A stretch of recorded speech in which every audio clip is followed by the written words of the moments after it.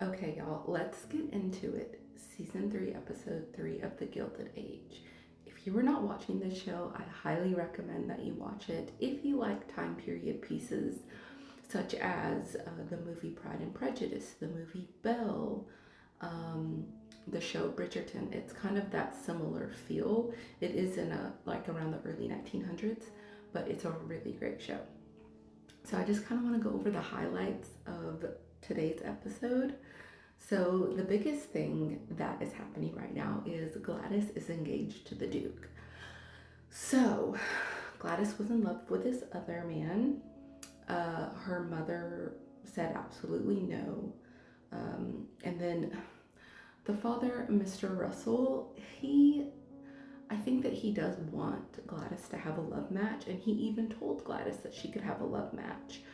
But the guy that she wanted to be with decided that he didn't want to deal with her mother, because her mother was just very much against them being together because she didn't feel like he was going to get her anywhere in society. And if she marries the Duke, then she's going to have a higher rank, a higher title, and could potentially have more influence in the world. But Gladys, as an 18-year-old, kid, wants to just have a life and enjoy life and be happy. And she's not as ambitious as her mother. And I mean, it's understandable why, because her mother controls every aspect of her life. Her mother tells her what she's going to wear, her mother tells her who she's going to marry, what parties she can go to. I mean, she has to ask permission to do lots of things, and so she's seeking freedom.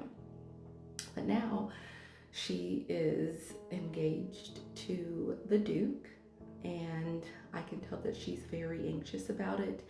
At the end of the episode, they're having a party to reveal her painting that was painted of her, and also to announce her engagement to the Duke. And as she was standing there with the Duke and everyone was, excited and clapping for her engagement, she was holding onto her pearl necklace, and it broke and it went all over the ground, and that's how the episode ended. So I kind of feel like something's gonna happen with Gladys, whether she runs away or she tries to hurt herself, or I don't know what's gonna happen, but I know something's gonna happen because she's not happy.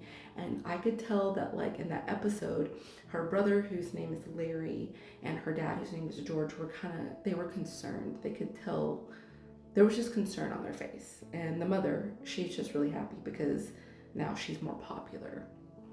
So that was one of the major things that happened. Another major thing that happened was that Miss Russell found out about Marion Brooke and Larry Russell. So Larry is her son and Marion is the neighbor.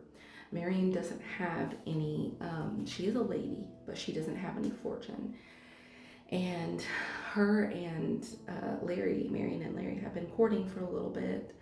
And Mrs. Russell's lady's maid saw them kissing, and she told Mrs. Russell, and Mrs. Russell was not happy about that.